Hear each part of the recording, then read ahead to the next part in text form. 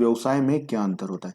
तो पार्टनरशिप और joint Hindu family का जो बिजनेस होता है उसमें क्या क्या अंतर होता है, या हम कह सकते हैं कि पार्टनरशिप और जॉइंट हिंदू फैमिली या संयुक्त हिंदू परिवार में अंतर क्या होता है, ये आपसे पूछा जाए तो आपको पता होना चाहिए। तो देखिए, गवर्न मतलब इसका मतलब क्या होता है कि किसके द्वारा ये चालू होता है या किसके द्वारा ये गवर्न किया जाता है, शासित किया जाता है, कि इसके ऊपर कौन सा एक्ट लगता है। तो देखिए, साझेदारी जो है, पार्टनरशिप जिसे कहा जाता है, उस पे भारतीय साझेदारी अधिनियम 1932 लगता है। ठीक है, और ये उसके द्वारा शासित और नियंत्रित होता है। हमको क्या ध्यान रखना है, पार्टनरशिप में कौन सा एक लगेगा, भारतीय साझेदारी अधिनियम। जबकि संयुक्त हिंदू परिवार, ज्वाइंट हिंदू फैमिली पर क्या लगता है, हिंदू अधिनियम 1955 एवं 1958 द्वारा शासित और नियंत्रित होता है। ये आपको एक नॉलेज के पर्पज से ध्यान रखना है, और ये एक आप ध्यान रखेंगे तो अच्छा है। हिंदू अधिनियम 1955 और 1958, ये आपको एक याद रहने ही वाला है। दूसरा जो पॉइंट है वो ठहराव, मतलब एग्रीमेंट। तो देखिए, जो पार्टनरशिप है, अगर आपने इससे पहले वीडियो देख रखे होंगे तो पता होगा, और नहीं तो ये वीडियो भी देख रहे हैं तो कोई दिक्कत नहीं, मैं आपको बता दूंगा कि देखिए, जो पार्टनरशिप है, पार्टनरशिप कब मानी जाती है। दो चीजें मैं आपको बता दूं यहाँ पर पार्टनरशिप के लिए, क्योंकि अभी हमारा जो मेन टॉपिक है वो पार्टनरशिप चल रहा है, इसलिए हमारा फोकस पूरा पार्टनरशिप पे है। तो देखिए, पार्टनरशिप में आपको दो बातें जरूर ध्यान रखनी है कि जब भी कोई पार्टनरशिप की जाती है, तो एक तो ये बात ध्यान रखिएगा आप कि ये प्रॉफिट के लिए की जाती है। किसके लिए की जाती है, प्रॉफिट के लिए। पहला तो ये पॉइंट है। दूसरा क्या है, इसमें क्या होना चाहिए, इसमें एक एग्रीमेंट होना चाहिए। क्या होना चाहिए, एग्रीमेंट। ये दो चीजें हैं। और तीसरी चीजें क्या होनी चाहिए, दो या उससे ज्यादा लोग, दो या उससे मोर लोग इसमें होना चाहिए। ये तीन बातें एक पार्टनरशिप को होने के लिए जरूरी है। पहला तो क्या होता है कि दो या दो से प्रॉफिट होना चाहिए, मतलब कोई सा भी जो व्यापार कर रहे हैं वो किसके लिए होना चाहिए, प्रॉफिट के लिए। दूसरा पॉइंट क्या होना चाहिए, उनके बीच में एग्रीमेंट होना चाहिए। एग्रीमेंट चाहे लिखित हो या मौखिक, कोई दिक्कत नहीं है, बस एग्रीमेंट होना जरूरी है। और तीसरा क्या है, दो या दो से ज्यादा व्यक्ति इसमें होना चाहिए, तभी एक पार्टनरशिप के लिए ये महत्वपूर्ण तीन पॉइंट सबसे ज्यादा जरूरी है। चलिए, तो हम वापस से अपने पॉइंट पर आ जाते हैं कि ठहराव। तो देखिए, क्या बोल रहा है, साझेदारी के संबंध में एक सामान्य नियम, मतलब एक सामान्य रूल क्या है कि साझेदारी का जन्म कैसे होता है, साझेदारी का जन्म ठहराव से होता है, मतलब एग्रीमेंट से। और समापन भी कैसे होता है, मतलब जब अगर कंपनी पार्टनरशिप का समापन किया जाएगा तो वो भी कैसे किया जाता है, ठहराव के द्वारा। मतलब अगर क्वेश्चन पूछा जाए तो क्या पूछा जाएगा, क्वेश्चन ये पूछा जाएगा कि ऐसी कौन सी एंटिटी है जिसका निर्माण ठहराव के द्वारा किया जाता है। क्वेश्चन अगर उनको क्वेश्चन घुमा के पूछना होगा तो वो ये पूछेंगे कि ऐसी कौन सी एंटिटी है जिसका निर्माण कैसे होता है, ठहराव के द्वारा या एग्रीमेंट के द्वारा किया जाता है। तो उसमें ऑप्शन दे देंगे, पार्टनरशिप फर्म, एचयूएफ, ठीक है, एचयूएफ, प्रोप्राइटरीशिप और ऑल, ये सभी का ठहराव के द्वारा होता है। तो हमारा आंसर क्या होगा कि इसमें कौन से होती है, पार्टनरशिप या साझेदारी। साझेदारी जो होती है उसका निर्माण और समापन कैसे होता है, तो एग्रीमेंट या ठहराव के द्वारा होता है। ठीक है, और ये ठहराव कैसा होना चाहिए, निर्माण या तो लिखित अथवा मौखिक अनुबंध या ठहराव के द्वारा किया जाता है। मतलब या तो ठहराव जो होगा या एग्रीमेंट होगा वो कैसा हो सकता है, या तो रिटर्न में हो सकता है या ओरल भी हो सकता है, मतलब लिखित और मौखिक हो सकता है। चलिए, बात कर लेते हैं अब हिंदू संयुक्त हिंदू परिवार के ऊपर। तो इसका निर्माण अनुबंध के द्वारा नहीं होता। अब अनुबंध के द्वारा क्यों नहीं होता है, क्योंकि देखिए ये क्या है, एक फैमिली है। एचयूएफ का मतलब क्या होता है, या ज्वाइंट हिंदू फैमिली या एचयूएफ, हिंदू अनडिवाइडेड फैमिली। इसका निर्माण कैसे होता है, इसका निर्माण कोई हम एक व्यापार थोड़ी ना कर रहे हैं। ये क्या होता है, इसका जो निर्माण होता है वो कैसे होता है, इसका निर्माण, एक सेकेंड, इसका जो निर्माण होता है वो कैसे होता है, यहाँ पर बच्चे के जन्म लेने से होता है। मतलब यहाँ पर क्या होता है, जब भी कोई बच्चा जन्म लेता है उसके साथ ही इसका निर्माण हो जाता है, और इसके अंदर वो क्या बन जाता है, साझेदार बन जाता है। मतलब एक बच्चा जैसे ही जन्म लेता है वो क्या हो जाता है, इसका साझेदार या इसका सदस्य जिसे हम कहते हैं, साझेदार तो कहना गलत होगा, इसका सदस्य जो है वो कौन बन जाता है, एक बच्चा जैसे ही जन्म लेता है वो एचयूएफ का मेंबर बन जाता है। और इसमें क्या है, ठहराव की जरूरत या एग्रीमेंट अनुबंध की जरूरत नहीं होती है। चलिए, बात करते हैं संख्याओं पर, कितनी मिनिमम संख्या और मैक्सिमम संख्या होनी चाहिए। तो पॉइंट ध्यान रखिएगा, पूछा जा सकता है तो 50 मैक्सिमम संख्या होनी चाहिए।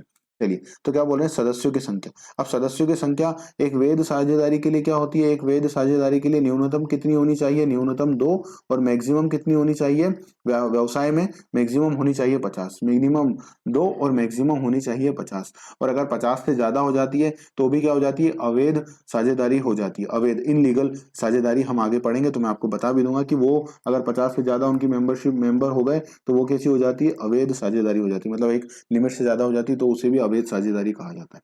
चलिए, बात करते हैं हिंदू अनडिवाइडेड संयुक्त हिंदू परिवार में। अब संयुक्त हिंदू परिवार का क्या बोल रहे हैं, इस पे न्यूनतम और मैक्सिमम पर रोक लगाई जा सकती है क्या। एक समझिए आप ही, एक एचयूएफ है, मतलब कोई हिंदू अनडिवाइडेड फैमिली संयुक्त हिंदू परिवार है, एचयूएफ है, तो क्या एक एचयूएफ के ऊपर आप रोक लगा सकते हैं, एक एचयूएफ के ऊपर कि इतने मेंबर होना चाहिए, नहीं। क्यों, क्योंकि भैया एचयूएफ में कोई सदस्य कैसे बनता है, जैसे ही कोई बच्चा जन्म लेता है उसमें वो एचयूएफ का मेंबर बन जाता है। तो अब इस पे आप रोक लगा लेंगे, अगर आप बोलेंगे कि एक एचयूएफ में 10 से ज्यादा मेंबर नहीं हो सकते, 10 से ज्यादा मेंबर नहीं हो सकते, तो अल्टीमेटली आप कर क्या रहे हैं, एक एचयूएफ जो बना रहे हैं, जो एचयूएफ हैं, उनको आप क्या बोल रहे हैं कि आप 10 से ज्यादा आपके उसमें बच्चे नहीं हो सकते, मतलब सबके मिला करके, तो ये तो पॉसिबल ही नहीं है। तो इसलिए यहाँ पर लिमिट जो है रखना वो भी पॉसिबल नहीं है। इसलिए एक्ट ने क्या करा है कि हिंदू परिवार के संबंध में अधिकतम संख्या पर कोई प्रतिबंध नहीं है, ठीक है, और ना ही कोई सीमा निर्धारित है। ऐसा क्यों है, क्योंकि ये लिमिट लगाई कैसे जा सकती, क्योंकि यहाँ पर कोई एग्रीमेंट के द्वारा थोड़ी ना हो रहा है। जैसे ही बच्चा कोई जन्म लेता है, बर्थ लेता है, वो क्या आ जाता है,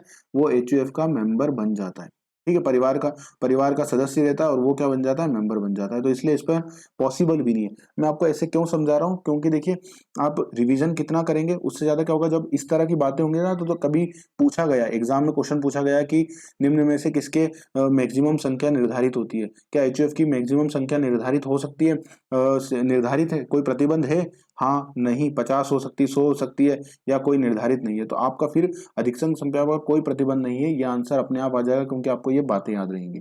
इसलिए मैं आराम से आपको पढ़ाता हूँ ताकि आपको बातें ध्यान रहें। फर्म का पंजीयन। अब पंजीयन का क्या बोल रहा है, मतलब रजिस्ट्रेशन ऑफ फर्म, क्या रजिस्ट्रेशन कराना फर्म का आवश्यक है। तो देखिए साझेदारी में क्या होता है, व्यवसाय का पंजीकरण करना आवश्यक नहीं होता, इसमें भी क्या है, अनिवार्य नहीं है। क्यों अनिवार्य नहीं है, आप करें तो करें, नहीं तो नहीं करें। परंतु एक जो पॉइंट याद रखने वाला बात क्या है, अगर साझेदारी ने क्या करा, एक पंजीयन नहीं करा रखा है, मतलब उसका रजिस्ट्रेशन नहीं करा हुआ है, एक ऐसी फर्म है जिसने अपना रजिस्ट्रेशन नहीं कराया है, तो इसका इम्पैक्ट क्या होगा, इसका इम्पैक्ट ये होगा कि वो केस फाइल नहीं कर सकती है। क्या नहीं कर सकती है, केस फाइल नहीं कर सकती। किसके ऊपर केस फाइल नहीं कर सकती, थर्ड पार्टी के विरुद्ध, थर्ड पार्टी और साझेदारों के विरुद्ध। थर्ड पार्टी मतलब जो भारी व्यक्ति है उसके ऊपर, और साझेदारों के ऊपर केस फाइल नहीं कर सकती है, ठीक है। साझेदारों और तृतीय पक्षकारों के विरुद्ध वाद दायर करने के लिए पंजीयन का होना आवश्यक है। मतलब अगर आपने पंजीकरण नहीं कराया कोई फर्म ने, तो वो कोई थर्ड पर्सन पे या साझेदारों पर केस फाइल नहीं कर सकती। मतलब कौन नहीं कर सकती है, फर्म, पर फर्म पे केस फाइल कर सकते हैं, मतलब थर्ड पर्सन में। इसको एग्जांपल से समझ लीजिए, एग्जांपल से मैं समझा देता हूँ, कहाँ समझा देता हूँ, यहीं पर 1 मिनट रुकिए, मैं यहीं समझा देता हूँ आपको, समझिए। देखिए एग्जाम्पल क्या है, एग्जाम्पल ये है कि फर्म है, ये फर्म है, ये फर्म है। अब ये फर्म पंजीकरण नहीं है, इस फर्म का क्या है, पंजीकरण रजिस्ट्रेशन नहीं कराया है, और ये एक पर्सन है। पर्सन कौन है, पर्सन है मोहन। चलो मोहन ना लेते हुए, मोहन ना लेते हुए हम क्या लेते हैं, यहाँ पर हम लेते हैं mister x, mister mister Z. Mister Z एक पर्सन है। तो अब कंपनी अगर किसी कारण से, मिस्टर जेड ने एक वादा किया था, एग्रीमेंट किया था कि हम सेल करेंगे, हम क्या करेंगे, आपको सेल में देंगे, और उन्होंने सेल नहीं करी, उन्होंने इनको सेल नहीं करी, तो इससे क्या हो गया, फर्म को लॉस हो गया। उन्होंने जो माल चाहिए था उसकी सेल मिस्टर जेड ने नहीं करी, तो क्या फर्म इसके विरुद्ध कोर्ट में जा सकती है, नहीं जा सकती। क्यों नहीं जा सकती है, क्योंकि क्योंकि ये फर्म का क्या है, रजिस्ट्रेशन नहीं है। परंतु अगर यही बात उल्टी होती, यही बात उल्टी होती इन द सेंस क्या होता, उल्टी होती मतलब पूरी रिपीट पोजीशन होती, तो क्या होता, मतलब क्या करा है फर्म ने यहाँ पर, वो करा है एग्रीमेंट कि भैया हम सेल करेंगे आपको इतनी इतनी, और इन्होंने ये सेल नहीं करी किसी कारण से। तो क्या अब इसको लॉस हुआ, इसमें किसको लॉस हुआ है, जेड को लॉस हुआ है, जिसको जो माल चाहिए था वो मिला नहीं है।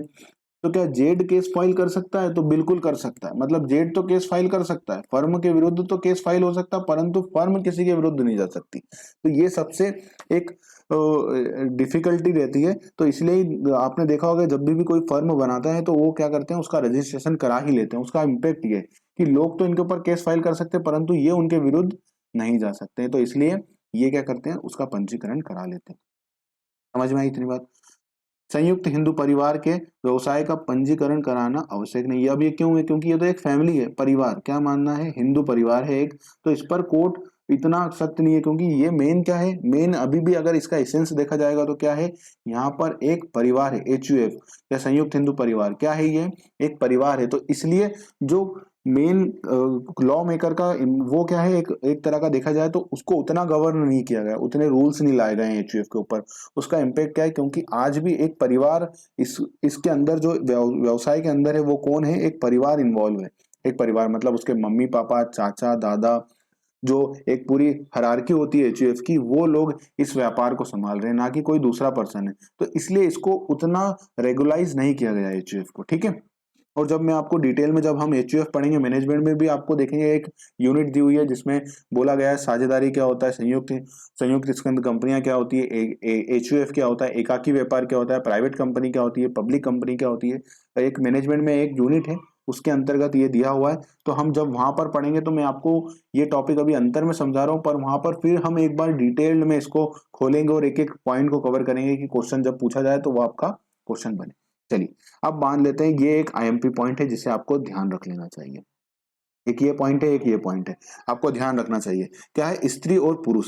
तो देखिए साझेदारी व्यवसाय में क्या होता है, साझेदारी में तो किसी को भी आप साझेदार बना सकते हैं, मतलब स्त्री को भी बना सकते हैं और पुरुष को भी क्या कर सकते हैं, सदस्य और साझेदार हो सकते हैं, मतलब ये साझेदार आप बना सकते हैं, इसमें कोई भेदभाव नहीं है। स्त्री भी साझेदार बन सकती है, पुरुष भी साझेदार बन सकती है। परंतु संयुक्त हिंदू परिवार में व्यवसाय में स्त्रियों पर क्या है, प्रतिबंध है। मतलब क्या हो सकता है, केवल कौन बनेगा, केवल साझेदार कौन बनेगा, तो केवल साझेदार पुरुष साझेदार ही बनेंगे, केवल पुरुष साझेदार ही सदस्य हो सकते हैं, ये बात ध्यान रखिएगा। तो यहाँ पर आप लिख भी सकते हैं, यहाँ पर साइड में लिख लीजिएगा पुरुष, ठीक है, ओनली पुरुष लिख करके क्या करिएगा, पुरुष या मेल पर्सन ही इसके क्या हो सकते हैं, साझेदार हो सकते हैं। ये ऐसा क्यों लिख लिया करिएगा, साथ ही साथ, ताकि आपको बाद में रिकॉल करने में और बाद में रिवीजन करते समय में, एक बार जब आपका रिवीजन कराऊंगा तो इसमें साइड में एक नोट लिख दिया करूंगा, साइड में हाईलाइटेड कर दिया करूंगा, ताकि केवल उतना उतना पढ़ना है। अभी हम समझते जा रहे हैं, ठीक है। इसका उद्देश्य क्या होता है, तो देखिए साझेदारी बनाई क्यों गई है, मैंने आपको एलिमेंट में ही बताया था, साझेदारी बनाई क्यों गई है, प्रॉफिट के लिए।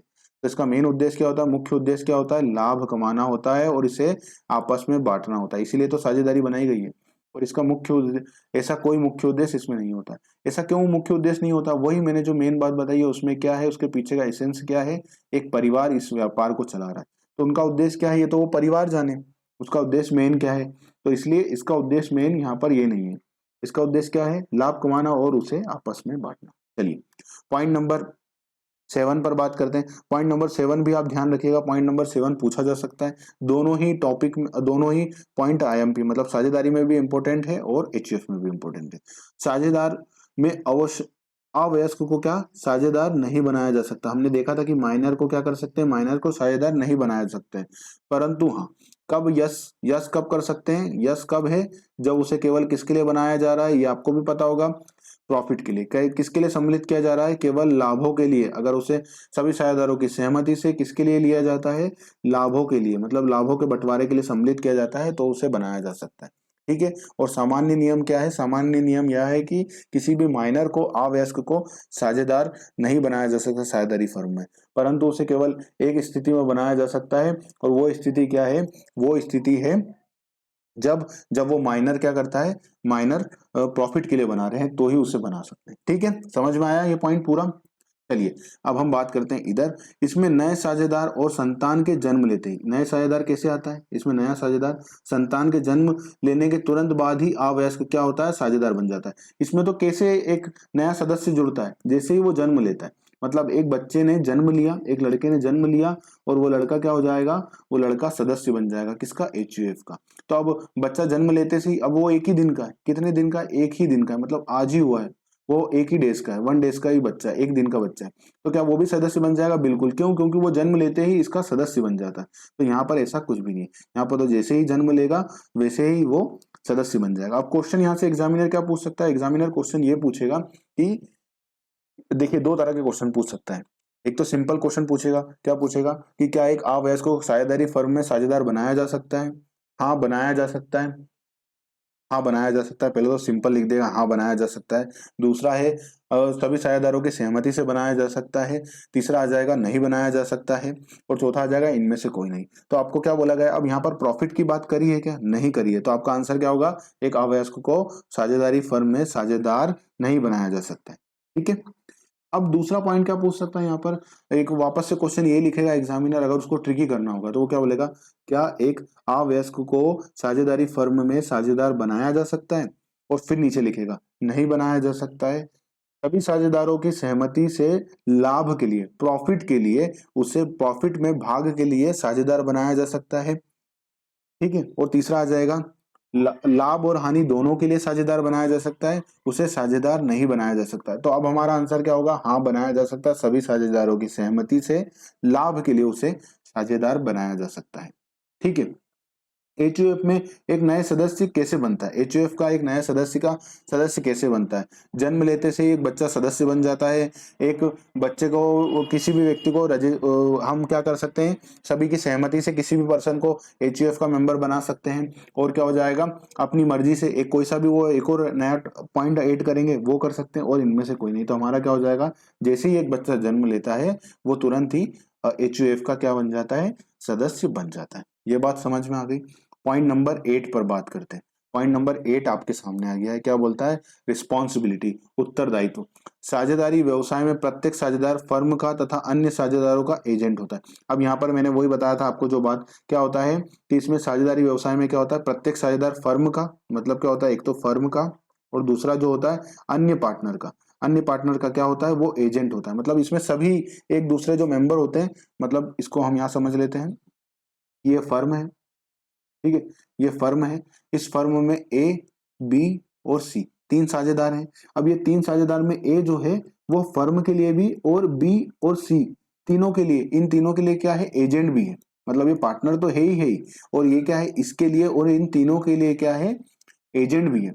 अब ऐसे ही क्या होगा, ऐसे ही सी और बी होगा। सी क्या है, बी और ए के लिए, साथ ही साथ फर्म के लिए क्या है, एजेंट है। मतलब ये परस्पर क्या होते हैं, एजेंट और प्रधान के रूप में कार्य करते हैं। परस्पर एक दूसरे से क्या होता है, एजेंट और प्रधान के रूप में ये कार्य करते हैं। ठीक है। और एजेंट का मतलब मैंने आपको फिर बताया था, अभी वापस बता देता हूं कि एजेंट का मतलब क्या होता है कि ये अपने मालिक जो भी काम करता है, एक एजेंट जो भी काम करता है उसके लिए कौन जिम्मेदार होता है, उसके लिए मालिक जिम्मेदार होता है। अब तो यहाँ पर प्रधान कौन है, यहाँ पर प्रधान देखिए, प्रधान है फर्म और बी और सी। मतलब ए ने जो काम करा है, ए ने जो काम करा है उसके लिए फर्म भी, उसके लिए फर्म भी और बी और सी भी दायित्व होंगे। क्यों, क्योंकि एजेंट के रूप में कार्य करता है। तो इसीलिए इसे कहा जाता है एजेंसी, इसीलिए इसे कहा जाता है एजेंसी व्यापार। मतलब एक दूसरे में क्या होते हैं, ये एजेंट और परस्पर क्या होते हैं, साझेदार एक दूसरे के क्या होते हैं, प्रधान भी होते हैं।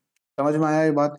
तो क्या बोल रहा है ये पॉइंट, साझेदारी व्यवसाय में प्रत्येक साझेदार फर्म का तथा अन्य साझेदारों का क्या होता है, एजेंट होता है, तथा इनके कार्यों से फर्म तथा तीसरे पक्षकार क्या होते हैं, बाध्य होते हैं। तो यहाँ पर पॉइंट रखने वाली बात क्या है, ध्यान रखने वाली बात है एजेंट। ठीक है, एजेंट, और दूसरा है फर्म और तीसरे पक्षकार। चलिए बात करते हैं इधर, क्या बोल रहा है, संयुक्त हिंदू परिवार में प्रत्येक सदस्य एक दूसरे के एजेंट नहीं होते हैं। यहाँ पर बात ध्यान रखिएगा कि एजेंट क्या नहीं होते हैं, यहाँ पर एजेंट नहीं होते, और ना ही अपने कार्यों से परिवार के व्यवसाय को क्या कर सकते हैं, बाध्य कर सकते हैं। ध्यान रखने वाली बात जो है वो ये है कि केवल कर्ता ही अपने कार्यों से सदस्य को क्या कर सकता है, बाध्य कर सकता है। ये बात ध्यान रखिएगा। ठीक है। ये पूछा जाएगा, क्वेश्चन पूछा जाएगा तो क्या पूछा जाएगा, ये क्वेश्चन तो आपको मैंने पूरा समझा ही दिया है। तो यहाँ पर क्वेश्चन जो भी पूछा जाएगा आप बना लेंगे। अब इधर एचयूएफ में क्या क्वेश्चन पूछ सकते हैं, क्वेश्चन ये पूछ सकते हैं कि भैया क्या लिखा रहेगा कि हिंदू अनडिवाइडेड फैमिली में, है ना, निम्न में से सही है, निम्न में से सही है। जैसे मैंने पूछा था ना, निम्न में से एक गलत है, तो निम्न में से एक सही है। क्या पूछेंगे, एचयूएफ में एक महिला को सदस्य बनाया जा सकता है। ठीक है। दूसरा पॉइंट पूछेंगे, एचयूएफ में कोई भी सदस्य अपने द्वारा किए गए कार्य के लिए एजेंट के रूप में कार्य करता है।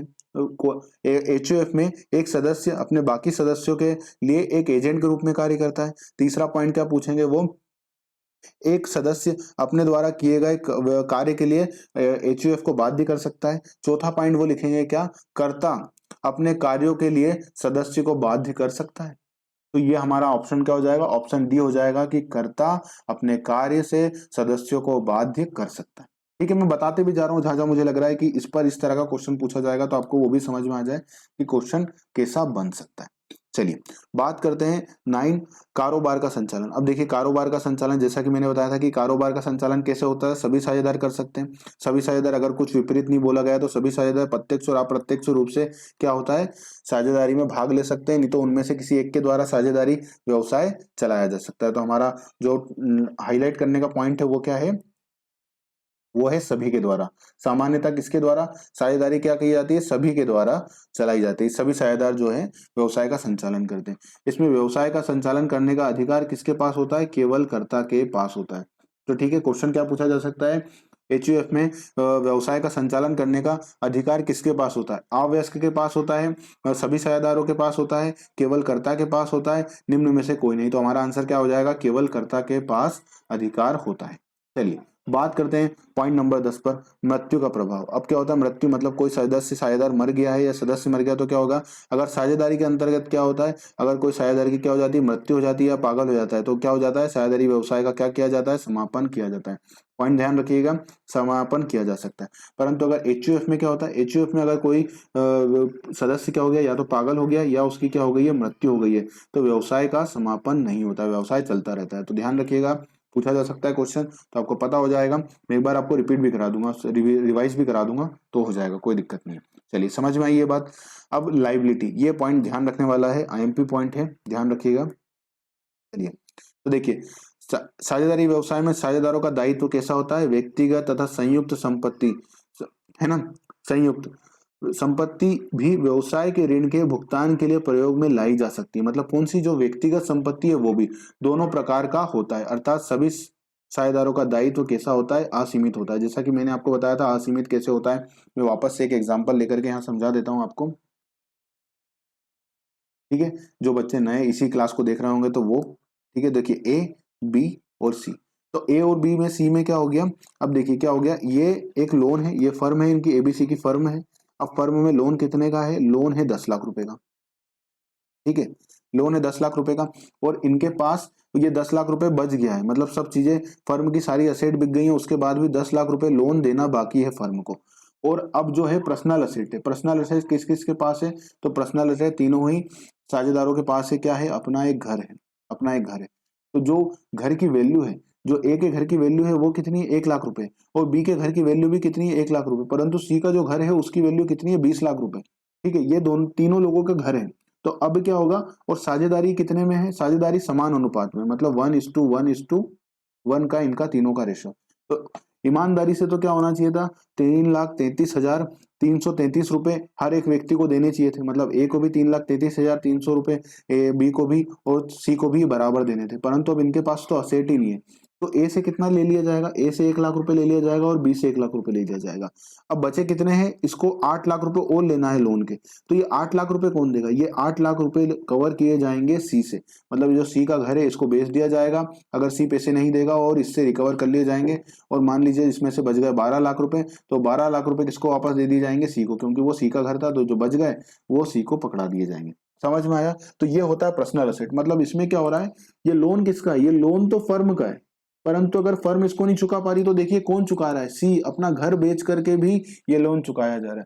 तो पार्टनरशिप जो है, पार्टनरशिप जो बनाई गई है, पार्टनरशिप का सबसे, अगर पार्टनरशिप में लोन देती समय यही सबसे एक बड़ा इंपैक्ट होता है, क्योंकि इसमें क्या होता है, असीमित दायित्व होता है। असीमित दायित्व मतलब देखिए ना कितना बड़ा रिस्क है, कि अगर कल से व्यापार नहीं चला तो लोग जो पार्टनर है उनको अपने घर तक की संपत्तियां बेचनी पड़ेगी, मतलब ये कहा जाएगा कि वो रोड पर आ सकते हैं अगर पार्टनरशिप में बड़ा लॉस हो गया।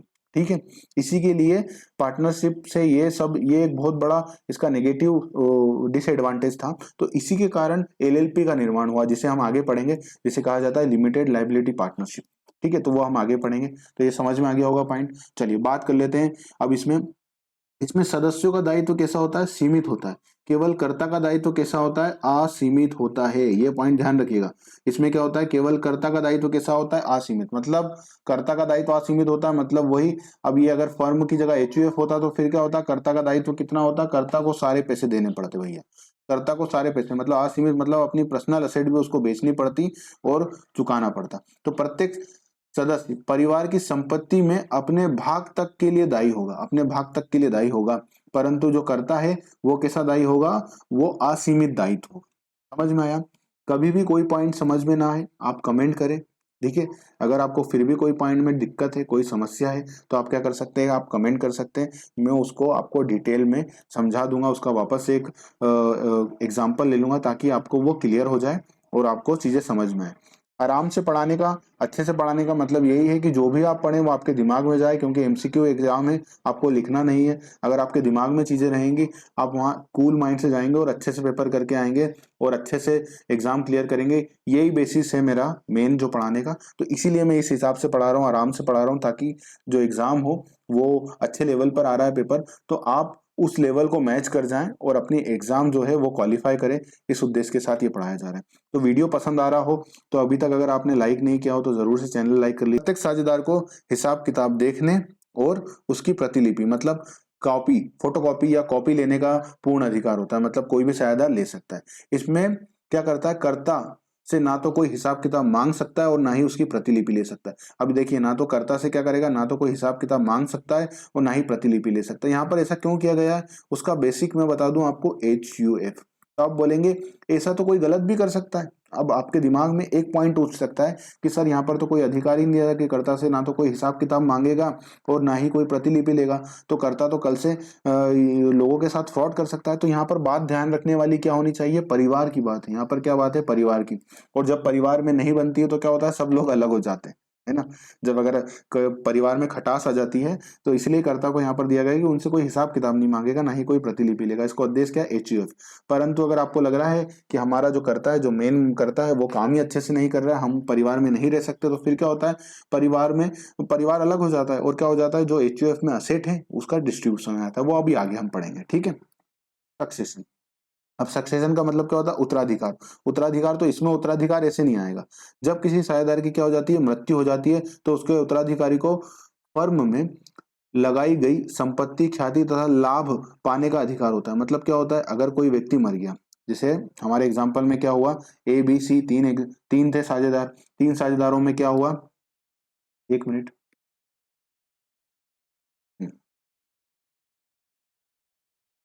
तीन साझेदार थे। तीन साझेदार में क्या हुआ, तीन साझेदार में ये हुआ कि जो बी है, जो बी है, बी की मृत्यु हो गई। बी क्या हो गया, बी की मृत्यु हो गई। तो अब बी की मृत्यु हो गई तो बी का जो बेटा था, बी का जो बेटा था मिस्टर, बी का बेटा मिस्टर जेड, बी का जो बेटा मिस्टर जेड था, वो क्या कर सकता है, फर्म से क्या क्या ले सकता है कि भैया मेरे पापा की जो संपत्ति थी, मतलब जो उनका कैपिटल थी, वो दे दो हमको। उनकी जो कैपिटल थी वो ले लेगा।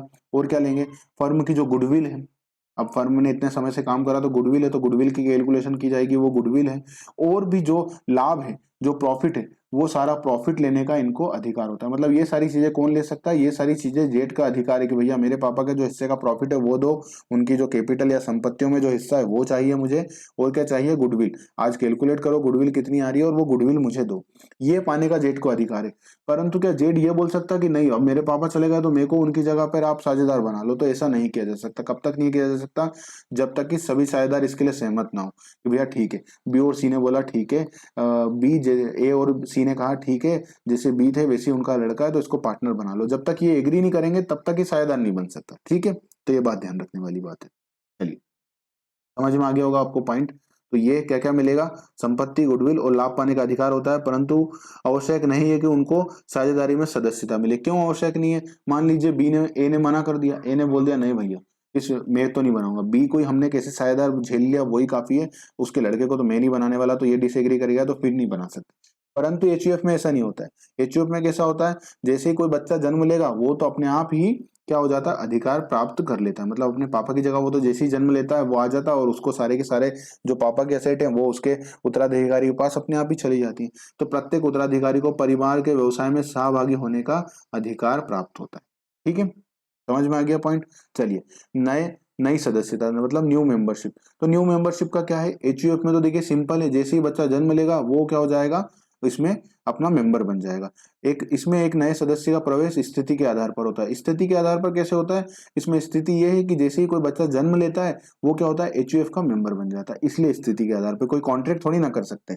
बच्चा जैसे ही जन्म लेगा वो बन जाएगा, इसमें कोई कॉन्ट्रैक्ट नहीं कराया जाएगा कि ये हो जाएगा। तो समझ में आया, शिशु के जन्म लेते से ही वो क्या बन जाता है, सदस्य बन जा सकता है। क्वेश्चन अगर एचयूएफ से एक पूछा जा सकता है तो ये भी पूछा जा सकता है कि कैसे कोई सदस्य बनता है एचयूएफ का, तो कॉन्ट्रैक्ट के द्वारा, सभी सदस्यों की सहमति से, तीसरा आ जाएगा कर्ता की सहमति से, और चौथा आ जाएगा जन्म के साथ ही, नए शिशु के जन्म के साथ ही वो सदस्य बन जाता है। तो हमारा आंसर क्या हो जाएगा, नए सदस्य के जन्म के साथ ही वो एचयूएफ का मेंबर बन जाता है। चलिए, इसमें कोई भी सदस्य अन्य सभी सदस्यों की क्या है, सहमति से ना तो किसी को निवृत्त कर सकता है और ना ही नए साझेदारों का प्रवेश दिया जा सकता है। मतलब सभी साझेदारों की जब तक सहमति नहीं होगी, ना तो किसी को क्या किया जाएगा, प्रवेश किया जाएगा, ना तो उसे सेवानिवृत्त किया जाएगा, और ना ही उसे क्या किया जाएगा, प्रवेश दिया जाएगा। मतलब सभी साझेदारों की सहमति होगी तभी क्या हो सकता है, उसका प्रवेश किया जा सकता है साझेदार का। चलिए बात करते हैं व्यवसाय का भंग होना, मतलब एंड ऑफ द फर्म या एंड ऑफ द एचयूएफ।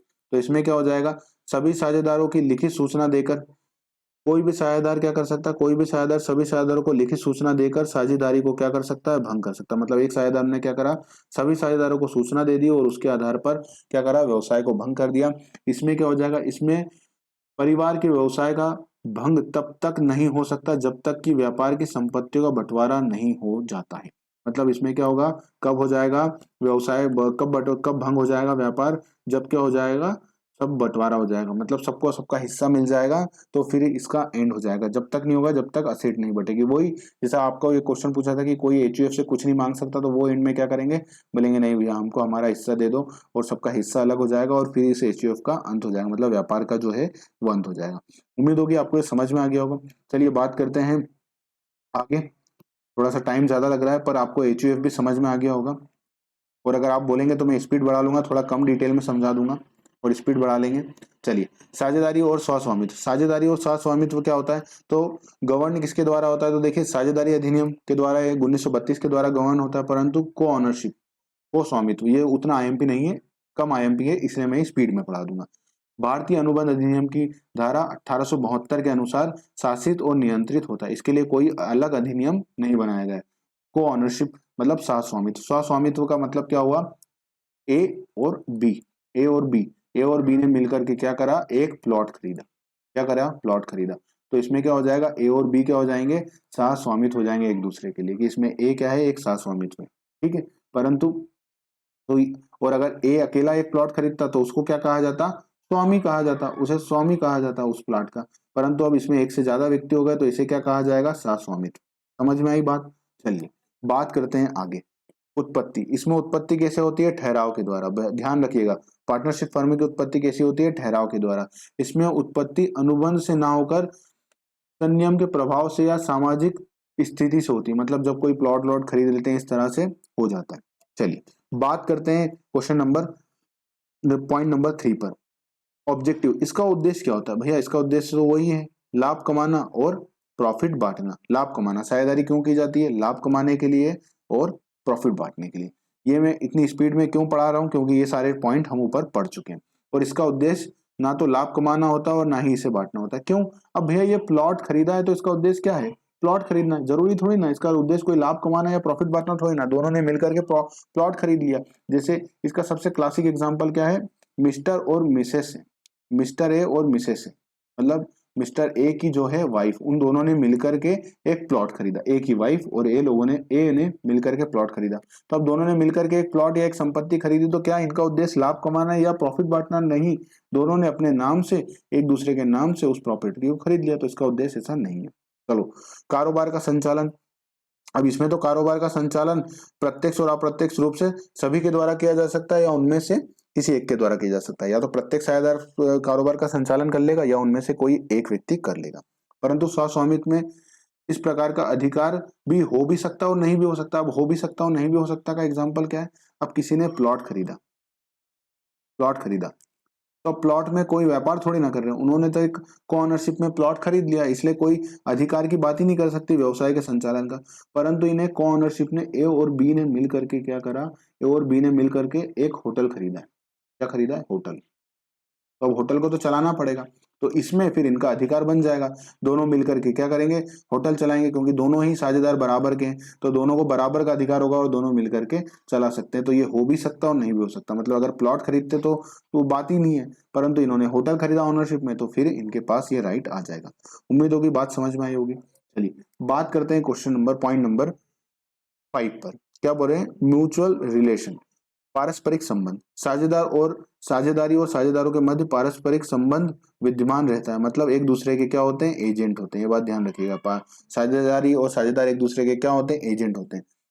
इसके बीच पारस्परिक संबंध नहीं होता है। क्यों पारस्परिक संबंध नहीं होता, नहीं, सबका अपना अपना रेशो है प्लॉट का, उसमें डिफाइंड है कि ए कितने के लिए मालिक है और बी कितने के लिए मालिक है, वो डिफाइंड है। तो इसमें कोई एजेंट और उसका कोई सवाल ही नहीं है, सब अपना स्वामित्व लेकर बैठे हैं, तो प्रत्येक अस्तित्व विद्यमान होता है।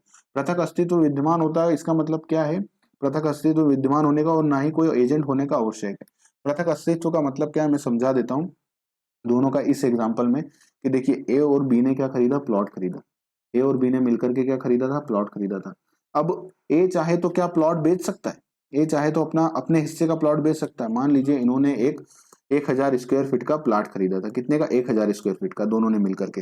तो दोनों ने मिलकर के बराबर बराबर खरीदा, तो 500 स्क्वायर फीट का मालिक कौन है, ए, और 500 स्क्वायर फीट का मालिक कौन है, बी। तो क्या बी अपने 500 स्क्वायर फीट का वो बेच सकता है प्लॉट, तो ये बिल्कुल बेच सकता है। क्या इसके लिए इसको एक ही परमिशन चाहिए होगी, नहीं, वो अपना हिस्सा है, अपने हिस्से को वो बेच सकता है बिल्कुल। तो ये क्या हो जाएगा, ये पृथक स्वामित्व है। तो इसीलिए इसे कहा जाता है पृथक स्वामित्व, मतलब एक दूसरे पर निर्भर नहीं है ये, ठीक है। तो इसे कहा जाता है पृथक अस्तित्व विद्यमान होता है। बात समझ में आ गई होगी। चलिए बात करते हैं सदस्यों की संख्या। इसमें अधिकतम कितनी होती है, इसमें अधिकतम 50 हो सकती है, परंतु इसमें अधिकतम संख्या पर कोई प्रतिबंध नहीं है। क्यों प्रतिबंध नहीं है, एक बहुत बड़ी प्रॉपर्टी है, उसमें 100 लोग को ऑनरशिप बन सकते हैं, को ऑनर बन सकते हैं, सह स्वामी तो बन सकते हैं, तो कोई दिक्कत नहीं, बना लो, 100 लोगों को बना लो, तो इसमें पॉसिबल भी नहीं है, ठीक है।